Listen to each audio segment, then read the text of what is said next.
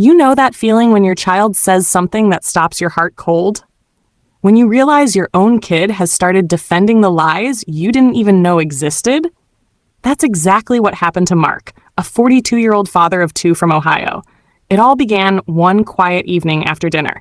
His 13-year-old son, Ethan, looked at him nervously and said, "Dad, don't tell Mom what to wear or where to go. She just needs some space." Mark froze. He hadn't said a single word about what his wife wore or where she went. But those words, "she just needs some space," sounded rehearsed, like someone had told his son exactly what to say. Mark and his wife, Julia, had been married for 15 years. She was a high school teacher, kind, outgoing, the type of woman everyone loved instantly. Lately, though, something had changed. She was always on her phone, always laughing at texts she refused to show him. And suddenly, work meetings started happening late at night or on weekends. At first, Mark brushed it off. They'd both been stressed. Maybe she just needed some time. But when their son repeated she just needs some space, something deep inside him twisted. That night, Julia was out grading papers with a few coworkers. Mark tucked the kids into bed and sat alone, staring at the family photo on the mantel. Then he noticed Julia's laptop sitting on the counter, open, screen on. He hesitated, then walked closer. A message was visible on the screen. It was from someone named Jake. Open quote, "Can't wait to see you again. Did your husband buy the story about the workshop?" Close quote. Mark's heart pounded. He scrolled up. More messages appeared, dozens of them. Flirty, personal, all written during the times Julia had said she was working. He sat there in silence, the glow from the screen reflecting off his eyes. His hands trembled as he closed the laptop. He didn't want to wake the kids.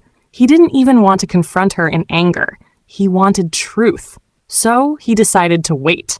The next day, Julia came home cheerful, humming to herself, pretending nothing was wrong. But Mark didn't say a word. Instead, he calmly installed a location-sharing app on her phone, disguised as a family safety tracker. 3 nights later, Julia said she was going to a staff dinner. She kissed the kids goodnight, grabbed her keys, and left.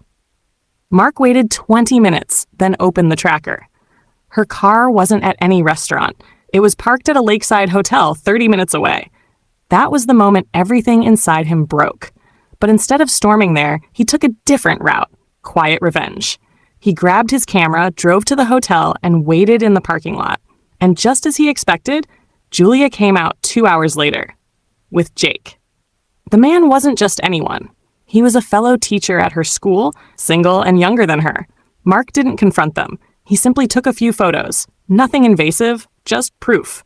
The next morning, Julia walked into the kitchen like nothing had happened. "Morning," she said, smiling. Mark looked up calmly. "Did you have fun grading papers?" Her smile froze. "What do you mean?" He slid his phone across the table. The photo of her and Jake standing by the car filled the screen. Her face drained of color. "Mark, I can explain." He held up a hand. "You already did, to our son." Tears welled up in her eyes. It wasn't supposed to happen like this. "Right," he said coldly. "You weren't supposed to get caught." For the first time, she looked genuinely scared. "Please, Mark, don't tell the kids. They won't understand." He stood up slowly. "You made them part of this when you told Ethan to defend you. He shouldn't be your shield." That day, Mark called his lawyer. Within a week, he filed for separation. He didn't yell. He didn't make a scene. His silence was louder than anything he could have said. Julia tried to win him back, saying it was a phase and that she was confused. But Mark was done. "You weren't confused," he said during one of their last conversations. "You were just hoping I'd stay blind." Months passed. The kids lived mostly with Mark, but Julia visited often. She had to face what she'd done, not to him, but to her family. Ethan once asked, "Dad, do you hate Mom?" Mark knelt beside him. "No, son, I don't hate her. I just don't trust her anymore." There's a difference. Years later, when Ethan was older, he apologized for what he'd said that night. Mark smiled and said, "You were just repeating what you were told, but you taught me something that day.